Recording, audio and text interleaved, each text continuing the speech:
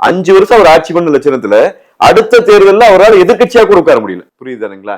அவ்வளவு பெரிய அடி கொடுத்தாங்க மக்கள். அதை பல்வேறு இருங்க, அது பல்வேறு சூழல்கள், அதுதான் சொல்றேன். அதைத்தான் நான் அதைத்தான் நான் இப்பவும் சொல்ல வரேன். இப்ப இதையே அப்படியே பொருத்திக்குவீங்களா இங்க?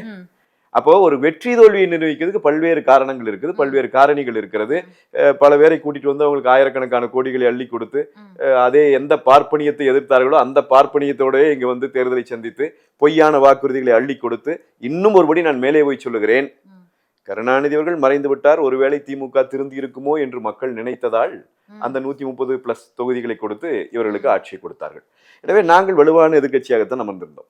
இன்றைக்கும் அதைத்தான் நாங்கள் சொல்லுகிறோம். தமிழ்நாடு சட்டமன்ற தேர்தலில் 2026 பொறுத்த வரைக்கும் ஸ்டாலின் அவர்களுக்கு இருக்கிற இந்த அச்சம் அவரை இறுதியாக கொண்டு போய் மீண்டும் எதிர்கட்சியாக கூட உட்கார முடியாத நிலையில நிறுத்த போகிறது. இதுதான் நடக்க இருக்கிறது. டிகிரி முடித்து வேலை தேடுபவரா? உங்கள் ஊரின் செய்தி சேனல் உரிமையாளராகி சமூக வலைதளங்களில் மாதம் 1 லட்சம் வரை சம்பாதிக்க தங்கமான